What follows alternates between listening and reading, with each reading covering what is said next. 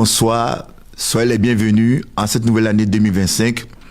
Nous vous bénissons dans le saint nom puissant de notre Sauveur Jésus-Christ. Nous vous souhaitons la meilleure année que vous puissiez avoir qu'avec le Sauveur et Dieu Jésus-Christ de Nazareth. Nous sommes dans la joie de nous retrouver encore dans une nouvelle saison, dans le monde des Oliviers, pour pouvoir parler du Seigneur et qu'il puisse continuer à nous faire du bien. Moi, je crois une chose, que la nouvelle année qui a commencé en 2025, que Dieu a des bonnes choses pour vos vies, pour vos familles, pour vos nations, pour vos peuples, pour votre entourage, pour votre maison. Alors, soyez les bienvenus encore dans l'émission Le Monde des Oliviers. Et ce soir, le Seigneur encore va manifester dans cette nouvelle année la santé pour les uns, pour les autres, la santé pour les nations, la santé pour les peuples, la santé pour vos maisons, dans vos vies. Et c'est pourquoi ce soir, Dieu nous fait grâce et nous accorde ce privilège de envoyer son fils et serviteur, le prophète Pierre Convier, de l'Action prophétique. Et ce soir, c'est avec lui, nous commençons la bonne année. Donc, je veux vraiment lui dire, soyez le bienvenu. Merci, pasteur. Pour ce que tu m'as invité, c'est un honneur pour moi donc de partager cette émission avec toi, ce que Dieu a en réserve pour nous. Amen. Je pense qu'il nous a déjà devancés et que les choses vont s'accomplir en son nom puissant. Je crois et je manifeste la guérison. Alléluia. Amen. Alléluia. Et véritablement qu'on ne va pas se fixer sur cette année 2025, Amen. Mais que nos yeux vont se porter au-delà. Amen, amen. Vous voyez déjà ce que le Seigneur est en train de faire déjà. Là, vraiment, c'était une joie pour nous, c'est une grâce. Donc ce soir, soyez les bienvenus et vous êtes bénis parce que le Seigneur est avec nous. Donc le Seigneur nous conduira dans la guérison. C'est le thème de notre émission ce soir, la guérison.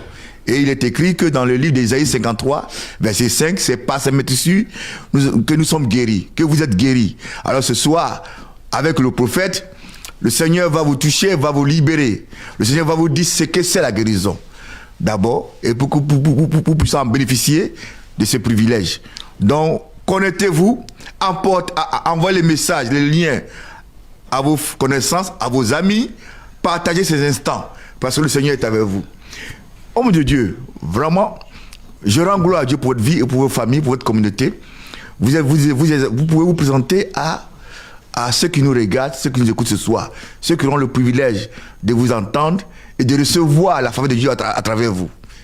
Amen. Merci, pasteur. Effectivement, donc je suis le prophète Pierre Convier et avec mon épouse, nous gérons un centre prophétique donc à Paris, dans le 20e arrondissement, et le ministère s'appelle Ministère Action prophétique. Amen. Parce que je crois que le prophétique doit toucher tous les domaines de notre vie. Amen. Et pas uniquement les prophètes, mais tous les ministères. Amen. Et doit se déverser sur le peuple de Dieu. Amen.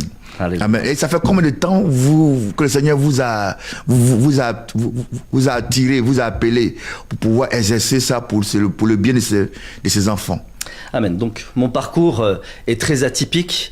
Le Seigneur m'a appelé à lui à l'âge de 24 ans. Amen. Donc la nuit du passage de la nouvelle année, donc du 1er janvier, je étais chrétien. J'ai connu le Seigneur à cet âge-là et on a prié pour moi. J'avais reçu le Saint-Esprit avant même d'être baptisé. Je viens d'une famille qui n'est pas forcément pratiquante, mais elle est croyante. Amen. Elle croyait à un Dieu universel, Amen. un Dieu de tous, Amen. Mais elle le priait pas. Amen. Et quand le Seigneur m'a attiré à lui, c'était dans des moments où j'étais dans une solitude extrême. Wow. Et Dieu connaissait, avait préparé le terrain. Et j'aimerais dire qu'il n'y a que Christ qui nous a dans le creux de sa main et dans l'ombre de son aile. Et il y a une date pour chacun de nous. Amen. Homme de Dieu, prophète, nous allons prier pour remettre cet instant dans la main du Seigneur et que le Seigneur touche les cœurs, touche les vies, pour que les vies dans 2025 soient transformées en profondeur. Tout à l'heure, nous prierons pour ceux qui en ont besoin, avant que nous finissions. Vous qui voulez avoir une touche spéciale du Seigneur, le Seigneur vous touchera. À l'instant, nous allons prier pour que le Seigneur soit au contrôle, car c'est Jésus qui commande. Seigneur, ce soir, nous te bénissons pour tous ces frères et sœurs, Seigneur, qui sont là à ton invitation. Seigneur, merci pour que tu puisses, Seigneur, les toucher en profondeur, les libérer, les guérir surtout ce soir, afin que leur vie soit transformée. Que 2025 est arrivé à l'instant même, aujourd'hui même, Seigneur, que cela apporte un nouveau changement en profondeur dans leur vie, dans la vie de leur famille, dans la vie de leur nation, dans la vie de leur maison, dans tous les domaines, Seigneur. Guéris-les vies. Guéris-les ce soir. Alléluia. Et que tu puisses utiliser ce soir ton serviteur, ton canal, pour pouvoir les bénir au nom de Christ. Amen. Amen. Ah oui, homme de Dieu, le parcours que vous avez donné, c'est vraiment édifiant. Mais ce soir, le Seigneur nous a amenés à pouvoir parler de sa guérison à ses enfants. Parce que le Seigneur veut toujours guérir. La santé, c'est capital. La santé, quand vous avez la santé, vous pouvez réaliser aussi la terre des hommes vos projets. Amen. Et moi, j'ai toujours dit que le meilleur médecin, le meilleur chirurgien, le meilleur docteur, le meilleur des meilleurs, le remède efficace, c'est Jésus-Christ. Amen. Parce que la médecine humaine, elle est bonne, elle est valable, mais elle ne guérit pas. Mais le Seigneur, lui, il soigne et il guérit. Amen. Oui? Donc, c'est pour cela, ce soir, il nous a permis de pouvoir parler de sa guérison et de prier et d'annoncer cela aux uns, aux autres, qu'il y a encore de l'espoir. Amen. Alléluia. Amen. C'est pourquoi ce soir, nous allons prendre le livre d'Ésaïe 53, verset 5. Donc, c'est le passage principal ce soir. Nous allons lire cela. Ésaïe 53 le dit quoi? Au verset 5. Ma Bible me dit quoi? Ésaïe 53, verset 5. Je lis la parole de Dieu. Mais il était blessé pour nos péchés, brisé pour nos iniquités. Le châtiment qui nous donne la paix est tombé sur lui. Et c'est par ses meurtrissures que nous sommes guéris. Qu'est-ce que la parole nous veut nous dire par là, homme de Dieu, prophète? Alors, c'est très intéressant, parce que prophète Ésaïe est considéré son livre comme le 5e évangile. Amen. Donc, il parle du Seigneur Jésus. Et la mission première que Christ est venu apporter sur terre, c'est la guérison. Le prophète Ésaïe ne parle pas au passé ni au futur, mais il parle au présent. C'est parce que la guérison, c'est aujourd'hui. Amen. Alléluia. Pour toute personne qui se dit que c'est pas possible, la preuve est que Christ est venu et a été annoncé par le prophète Ésaïe comme quoi il allait venir pour guérir. Amen. Guérir ceux qui ont le cœur brisé, Amen. mais guérir également ceux qui souffrent dans leur corps. Amen. Parce que dans le mot salut, il y a le mot guérison également. Alléluia. Et il y a le mot éternité. Amen. Il y a le mot shalom. Amen. Amen. Donc, ça veut dire que tout le monde, toute personne qui croit en Christ aura le privilège de bénéficier de cette grâce aussi. Parce que comme la Bible dit, c'est par sa maîtrisure que nous sommes guéris. Qu'est-ce que ça veut dire, ces maîtrisures? C'est quoi les maîtrisures que la Bible nous parle ici? Ouais. Amen. Alors effectivement, la guérison est pour tous. Dieu n'est pas venu que pour les chrétiens, il est venu également pour les malades, pour les malportants. Et quand il est dit que par ses meurtrissures, c'est-à-dire il fallait qu'il soit brisé, il fallait que le sang coule, il fallait que la gloire de Dieu se manifeste et coule sur terre afin qu'elle se répande sur toute personne qui a un problème, que ça soit physique ou émotionnel. Les meurtrissures, c'est sa chair qui a été brisée pour nous. Et la guérison a été libérée au travers de cela. Donc nous avons droit à la guérison. Nous avons droit à la guérison. La guérison est pour tous. Pour un chrétien qui croit, mais pour un païen qui ne croit pas également. Pourquoi ça? Pourquoi? Parce que Jésus a dit que c'est celui qui croit en moi qui sera sauvé. Donc, pour un païen, comment il peut être guéri? La parole dit que le soleil se lève sur les bons comme sur le méchant. Amen. Amen. Et le salut est pour tous et la guérison est pour tous. Il faut faire la nuance entre une guérison d'un enfant de Dieu, un chrétien, et une guérison d'un païen. Ce qui intervient là, c'est notre foi. Amen. Comme tu le dis, homme de Dieu, que celui qui croira sera donc guéri. Comme le dit l'apôtre Jacques Amen. Dans son livre. Et pour un chrétien, il faut qu'il croie, parce qu'il connaît déjà le Seigneur.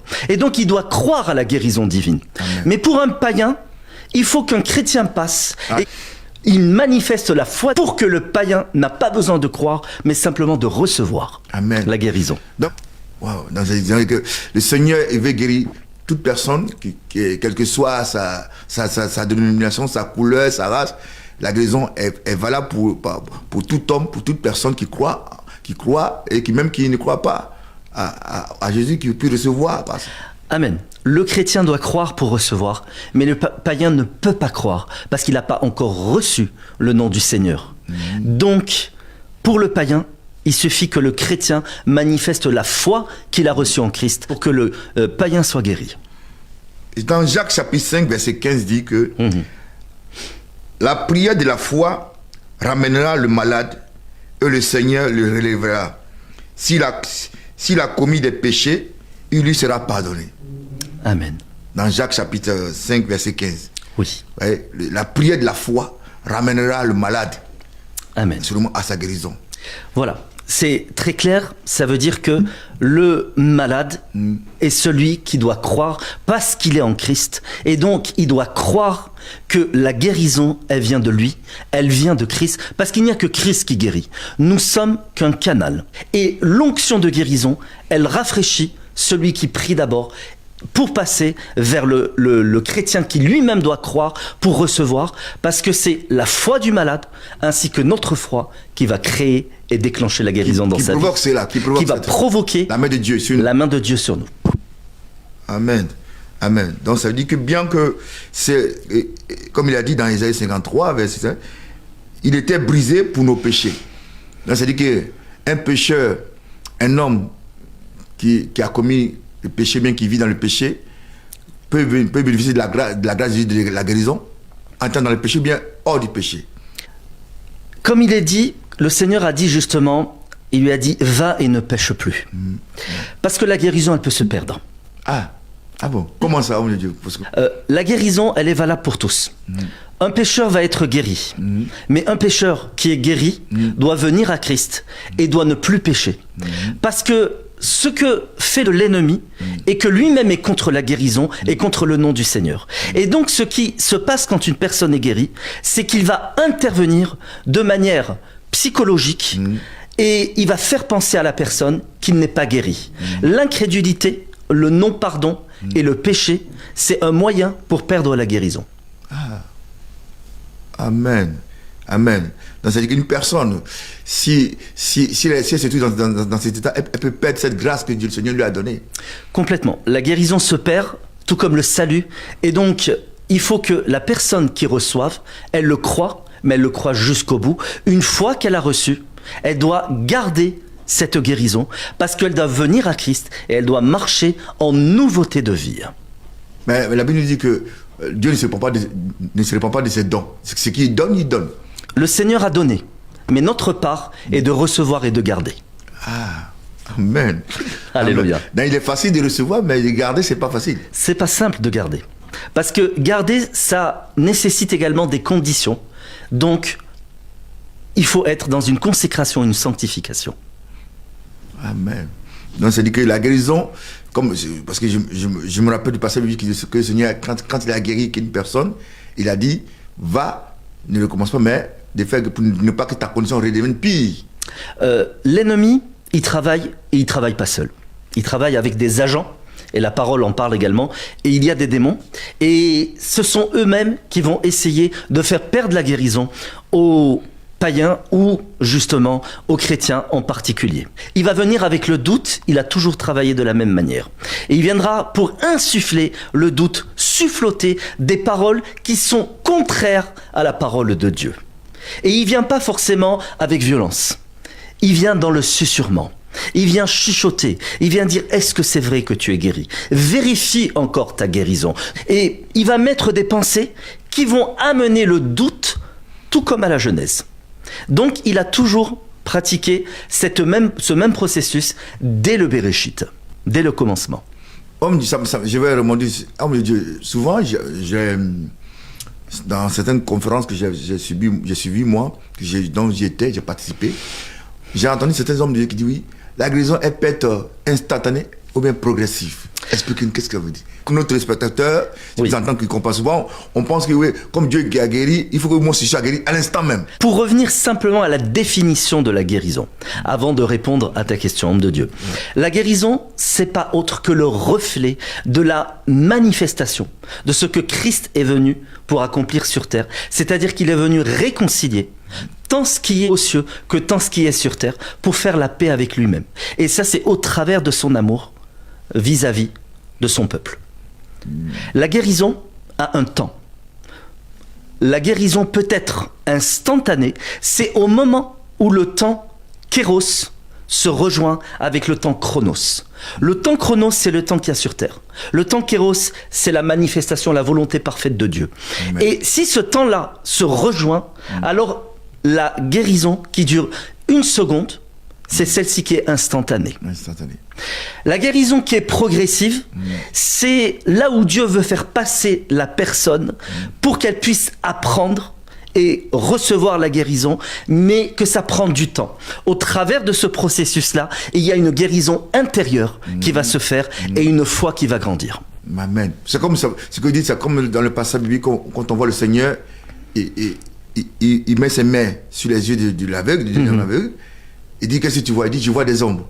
Oui. Il reprend encore la même procédure. Et il lui dit, qu'est-ce que tu vois? Il dit à la fin, je vous donne, ça prouve bien ce que vous dites là, c'est que la guérison progressive, qu'au fil du temps, parce que souvent nous, je ne vais pas te mentir, que souvent quand on va dans une conférence de guérison, on pense qu'on s'attend à ce que Dieu fasse instantané quelque chose, et puis on voit, il y en a même qui disent, non, j'ai rien senti, bien, c'est pas encore ça, la douleur encore là, il reste un peu encore. Donc, qu'est-ce qu'on peut dire par rapport à par rapport à cela? Dieu est le prophète par excellence. Et tout ce qu'il fait est prophétique. L'image des arbres, c'est pour nous dire que nous sommes des personnes qui doivent porter du fruit durable et en abondance. Amen. L'histoire de la guérison qui n'est pas instantanée, c'est que la personne est en train d'apprendre. Le Seigneur l'a fait passer par des choses parce que son chemin est long et que Dieu a ses plans.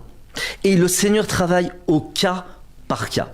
Il y a des personnes qui sont guéries instantanément, mais il faut savoir que la guérison n'est pas ce que l'on ressent, n'est pas ce que l'on voit, mais elle correspond et elle est associée et dépend de la foi. Amen.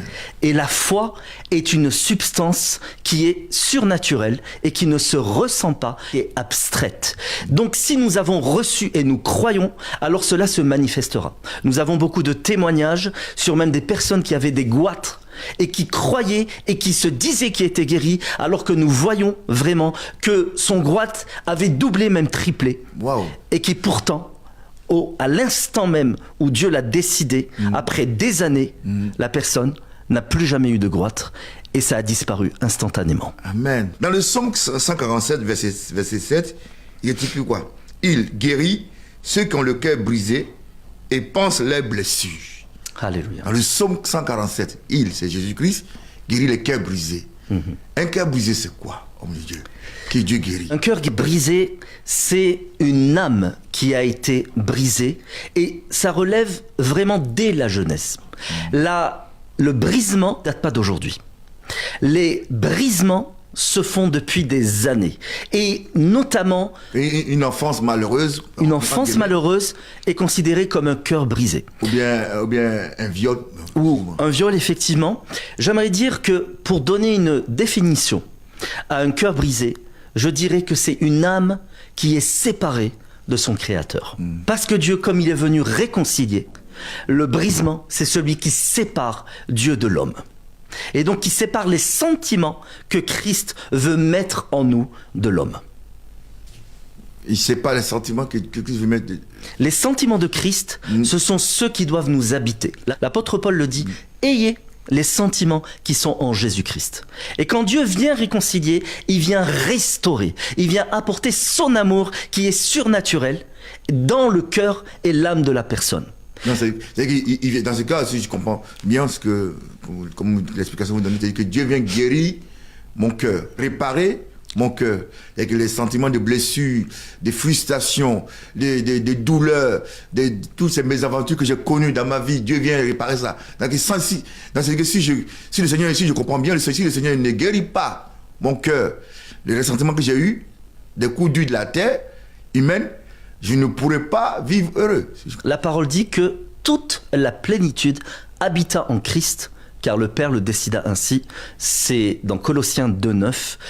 Mais nous parlons de la guérison. Ici, il est question de guérison spirituelle et émotionnelle, c'est-à-dire la guérison du cœur. Mais celui qui est malade dans son cœur ne veut pas forcément dire qu'il ne peut pas recevoir la guérison physique. Amen.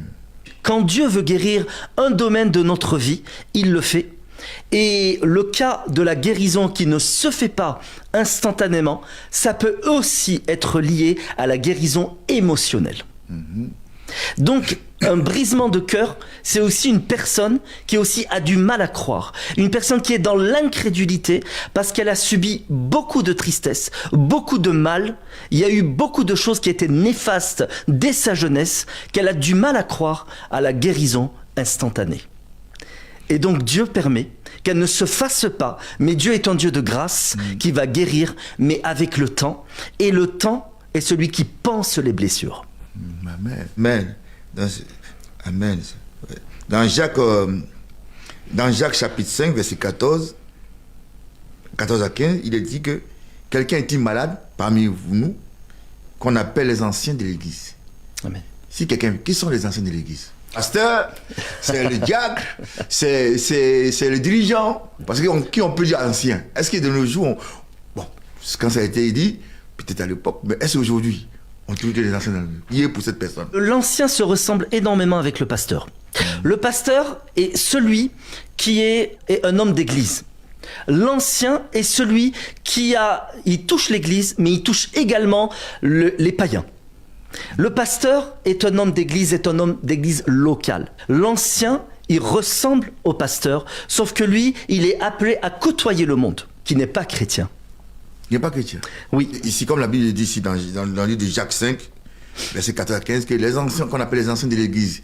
Pas uniquement l'église. À la différence du pasteur, l'ancien, son domaine est plus élargi. Plus élargi. Cette personne peut plus prier pour les personnes qui... De toutes les manières, la guérison est donnée à tous.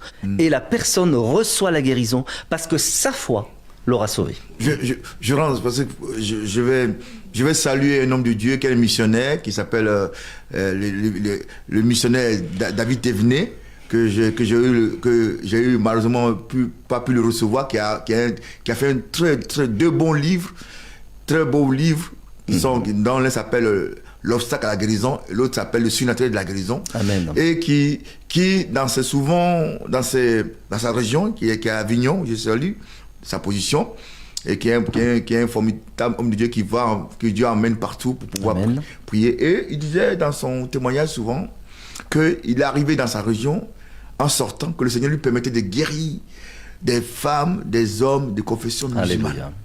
Et pendant que vous parlez, ça m'est revenu. Et il m'a rendu son témoignage que ça m'est venu. Que Dieu le bénisse. Il est arrivé que Dieu l'a permis de prier pour des personnes qui ne sont pas des mêmes confessions religieuses que lui, mais qui ont été guéries par le Seigneur. Amen. Vraiment, je rends gloire à Dieu. Comme le Seigneur a dit, bien-aimé, quelle que soit votre personne, quel que soit votre état, quelle que soit votre nationalité, quelle que soit votre religion, confession religieuse, Jésus ne fait pas de distinction, de discrimination. Alléluia. Il est amour. C'est pourquoi Jean 3,16 dit, Dieu a tant aimé le monde qu'il a donné son Fils unique, afin que quiconque croit en lui soit sauvé. Donc la guérison aussi vous appartient. La guérison aussi est pour vous. Si simplement vous mettez votre confiance en Jésus-Christ, vous la recevrez gratuitement. Il était blessé pour nos péchés, brisé pour nos iniquités. Le châtiment qui nous donne la paix est tombé sur lui. Alléluia. De quel châtiment ici Ésaïe parle? Il est écrit également ce même chapitre. Il est dit dans Ésaïe qu'il a plu à Dieu de le briser. Le châtiment est la malédiction de Adam et Ève qui devait retomber sur nous. Donc, de la désobéissance, et d'ailleurs je fais juste une petite parenthèse, que la désobéissance est celle qui permet également ou de ne pas recevoir la guérison, ou de la perdre. Je ferme cette petite parenthèse. Et donc le châtiment, la malédiction du jardin est tombée sur nous, mais lui-même l'a porté à la croix et donc renversé l'ordre spirituel. Amen. De manière à ce que nous puissions avoir cette domination sur la maladie et sur les circonstances. Partant de cela, je vais demander à l'homme de Dieu pour savoir, est-ce que tout le monde peut pratiquer la guérison? Pour ça, je vais lire le passage. Matthieu chapitre 10, verset 8, il dit quoi? Guérissez les malades, ressuscitez les morts, chassez les démons, purifiez les lépreux. Vous avez reçu gratuitement, donnez gratuitement. Alléluia. Mais comme vous savez, dans Matthieu chapitre 28, le Seigneur a dit, allez annoncer la bonne nouvelle de la rémission à l'humanité. Amen, amen. Imposer les mains, chasser les démons. Est-ce que tout le monde est habitué à le faire? C'est une question très pertinente et je vais y répondre.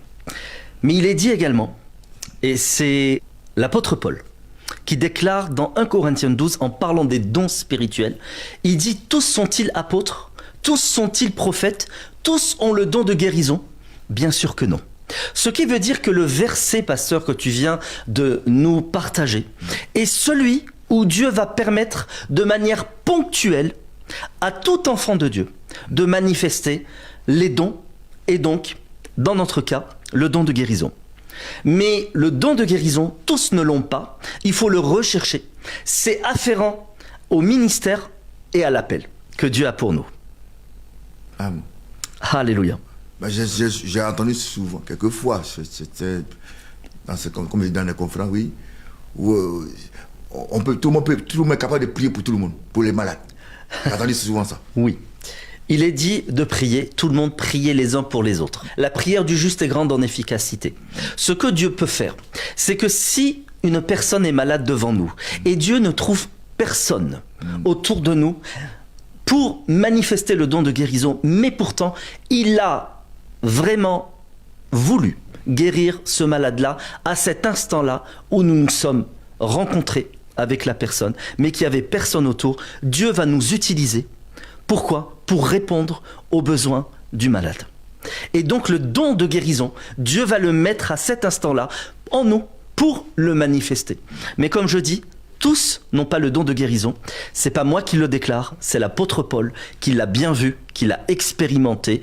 Et donc le don de guérison n'est pas pour tous, mais tous peuvent le manifester au moment où Dieu le veut. Justement, je posais, il est arrivé que je me suis posé la question, que Jésus a choisi les 12 apôtres. 12 apôtres là. Mais la Bible parle souvent, à des apôtres, quand on lit ça, on voit que c'est Simon-Pierre qui son nom guérissait les malades. Amen. Et la dernière personne que j'ai vue, que l'apôtre Paul et Saul, exécutaient, moi j'appelle souvent le criminel, et quand on connaît son passé, lui aussi son nom guérissait les malades. Et je me dis, mais pourquoi pas Jean? Pourquoi pas André? Ceux-là, à votre avis. Ils ont reçu le même ministère. La Bible nous dit que le Seigneur souffla sur eux. Ils ont reçu la Pentecôte, qui est, comment on dit, pour moi, la cerise sur le gâteau. Et on parle que de Pierre, qui est son nom guérissait un malade. On appliquait même la mouchoir sur lui, et il guérissait un malade. On parle de Paul, le dernier qui est rentré. Comme ça, est-ce que donc, ce que vous avez dit tout à l'heure, que tout le monde n'est pas habité, pourquoi on n'en parle pas des autres? Il faut savoir que un ministère apostolique, tout comme un ministère de prophète, a le don de guérison. Ils sont appelés à manifester la guérison. Mais là, pasteur, l'apôtre Pierre, tout comme l'apôtre Paul, ne marchait pas uniquement dans la guérison. Il marchait dans la gloire de Dieu. Il y a l'onction et il y a la gloire. C'est un autre stade qui a été atteint par l'apôtre Pierre, tout comme l'apôtre Paul. Parce que même l'apôtre Paul dit, ce n'est plus moi qui vis, c'est Christ qui vit en moi. Il était vraiment la manifestation du Saint-Esprit, tout comme l'apôtre Pierre. Et donc il marchait dans la gloire de Dieu, parce que c'était des temps de gloire, et pas uniquement des temps de manifestation de guérison. Parce qu'ils ont manifesté, les temps de gloire sont des temps également de miracles, de signes et de prodiges. Et donc quand l'ombre passait, ce n'était pas l'ombre de Pierre, mais c'était le Seigneur au travers Pierre, c'est-à-dire le Saint-Esprit lui-même au passage de Pierre, parce qu'il transpirait la présence de Dieu, que l'ombre de l'apôtre Pierre guérissait même les malades. De la même manière, les mouchoirs et les linges de l'apôtre Paul qu'on imposait sur les malades étaient guéris. Wow. Question suivante, question sur cette lancée. De nos jours, pourquoi on ne voit pas ça? Ce n'est pas Dieu qui a changé.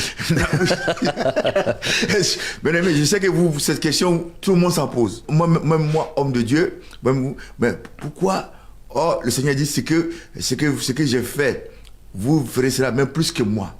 Amen. Marc, l'évangile de Marc le dit. Amen. Si vous croyez en moi, vous ferez les choses comme moi, même plus que moi. Donc, je me pose la question.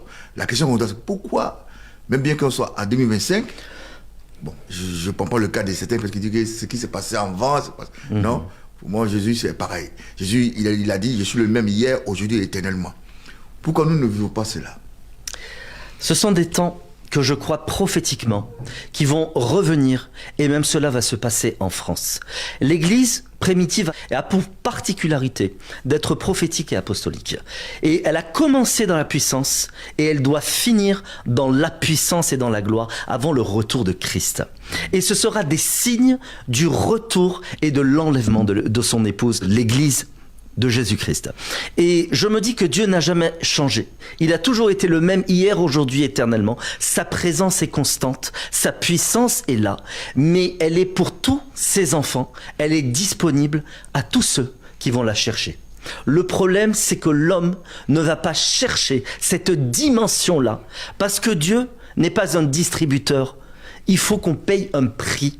Et ce prix-là doit être payé dans le jeûne, dans la prière, dans la relation personnelle et intense avec Dieu, avec le Saint-Esprit, qui va amener les révélations et donc qui va amener une nouvelle dimension que Dieu veut pour nous et pour cette nation de France également. Donc, je me dis, bon, je vais manifester cette puissance-là. Je dis, bon, je vais prendre des grands moments de jeûne et de prière. Amen. Ça va m'arriver ou non? La parole est aussi claire.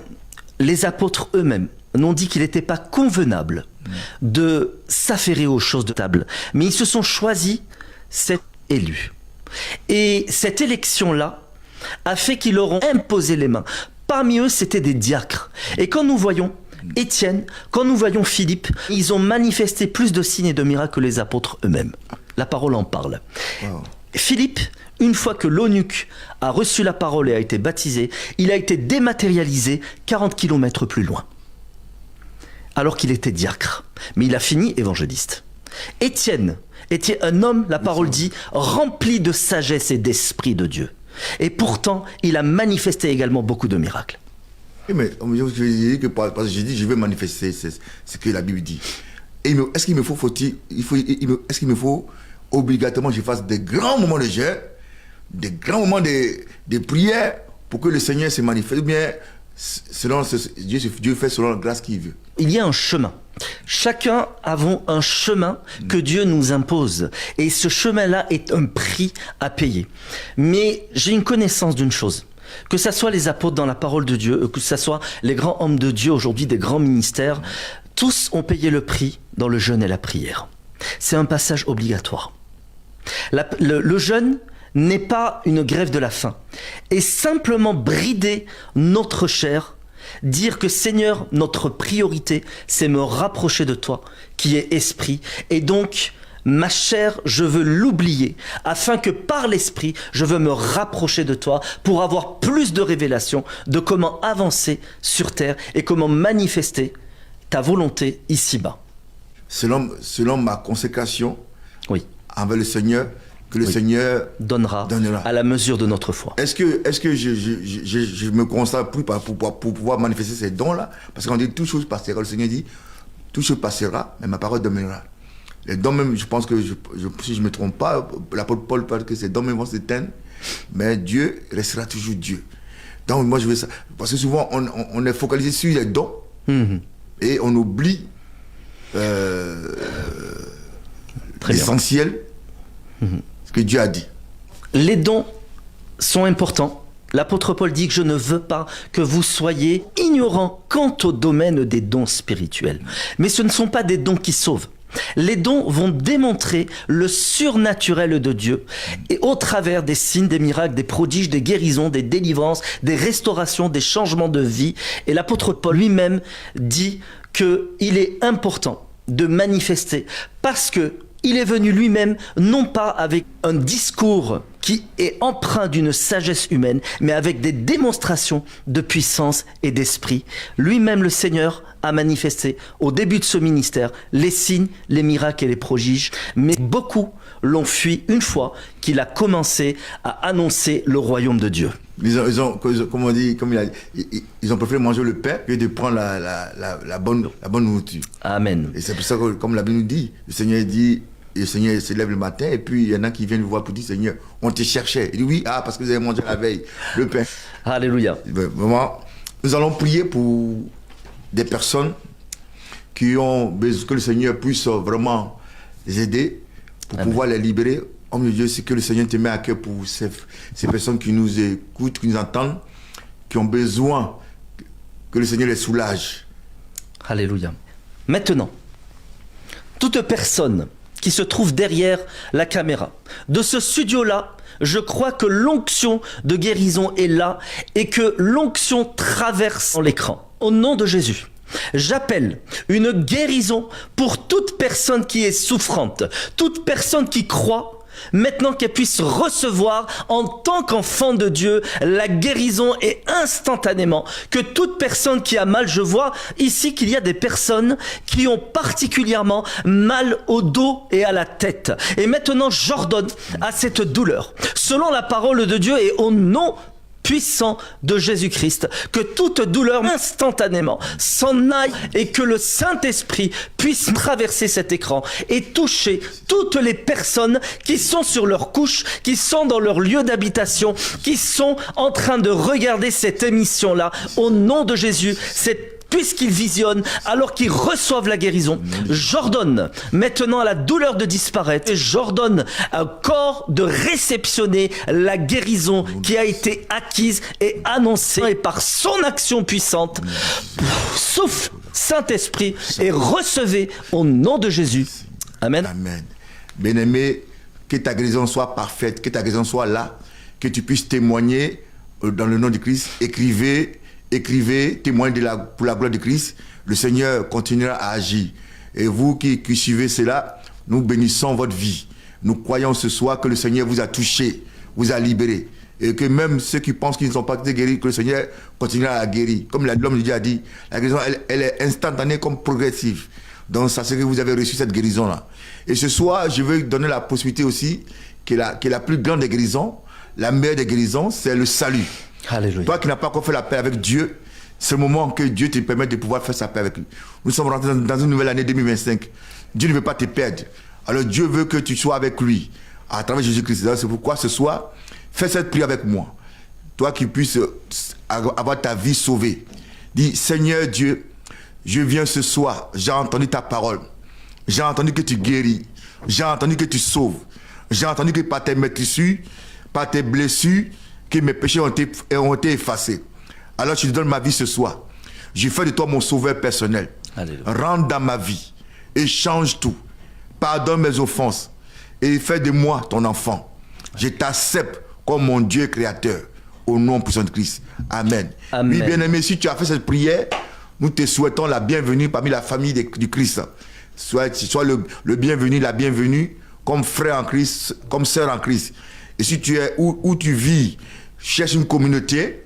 Si tu es ici en Europe, nous sommes là. Nous avons la mission internationale Le Temple de la Grâce à Paris-Gennevilliers, au 8 boulevard Galénie, Gennevilliers 92 230 à Paris. Tu seras la bienvenue. Tu seras le bienvenu. Je vais donner la possibilité à l'homme de Dieu de dire, ou si quelqu'un a envie de te contacter, comment il puisse se joindre. Pour toute personne donc qui souhaiterait nous contacter, nous sommes installés donc au centre prophétique à Paris, au 109 rue de Bagnolet. Vous avez l'occasion de venir recevoir le prophétique, même vous avez une église, puisque ça se passe tous les samedis à partir de 14h. Vous avez ma chaîne YouTube sur Action Prophétique. Sur Google, c'est référencé. Il y a largement des vidéos sur les guérisons, Amen. sur les délivrances et sur des messages prophétiques, des révélations que Dieu a données. Donc, n'hésitez pas à recevoir le prophétique qui doit toucher tous les domaines de votre vie. Je vous bénis. Juste une dernière question. Quelle est la parole prophétique que Dieu a laissée pour la France? pour cette année, c'est une année de multiplication. Amen. Il y a un premier trimestre qui est très dur, où il y a beaucoup de divisions, je l'ai prophétisé déjà, et dans l'une de mes vidéos, où le Seigneur est en train de faire une séparation franche entre ceux qui vont le servir et ceux qui ne le servent pas. Ceux qui disent que nous sommes des brebis et d'autres qui sont des boucs. Et Dieu est en train de accomplir cette séparation. Qui dit séparation, dit tri. Amen. Pour lever cette armée prophétique. Amen. Qui va certainement faire partie de ce réveil sans précédent. C'est une année charnière. 2025, c'est les 2 pains et les 5 poissons. Donc c'est une année de multiplication. Amen. C'est une année de guérison. Amen. C'est une année où il faut qu'il y ait des établissements et une vision claire afin que Christ, afin que son esprit puisse amener vers l'acheminement de cette vision. Croyons qu'il y a des merveilleuses choses qui sont en train de pointer à l'horizon. Amen. Nous rendons gloire à Dieu. Donc, bien-aimés, merci pour ce moment. Nous sommes à la première émission de l'année qui a commencé. Soutenez-nous, soutenez notre chaîne, que nos ministères, soutenez les émissions dans lesquelles nous finissons maintenant le monde des Oliviers et qui arrive aussi bientôt, qui reprend le chemin aussi. Alléluia. Et la nouvelle émission qui arrive aussi de Gospel, Amen Gospel. Nous croyons que vous serez là pour nous soutenir, pour nous encourager. Partagez ces liens, invitez vos parents, vos frères et sœurs. Bientôt, nous aurons des conférences, vous aurez l'occasion de revoir le prophète Pierre Canvier. Allez ici, Action Prophétique aussi, pour pouvoir soutenir. Vous avez les encouragements, c'est mieux. Ouais. Nous croyons que Dieu va faire de bonnes choses. Et nous croyons que nous sommes dans une année de saison de grâce de Dieu. Alors nous bénissons vos vies, vos maisons, et que le Seigneur vous bénisse. Un dernier mot pour la fin de notre entretien avec le Seigneur. Que tous s'en saisissent de ces paroles, parce que Dieu est un Dieu avant toute chose de grâce, et que le prophétique et la guérison, elles puissent s'attacher à leur corps, mais également à leur âme. Amen. Parce que ce que Dieu s'intéresse, c'est à notre intérieur, qui est le spirituel. Je te bénis. Amen. Pasteur, merci de m'avoir invité et de donner l'opportunité de partager le prophétique et le domaine de la guérison dans cette chaîne. Amen, nous vous bénissons. Shalom, shalom, shalom. Restez bénis, restez connectés dans notre chaîne, que nos ministères et aux différentes émissions. Soyez bénis. Amen.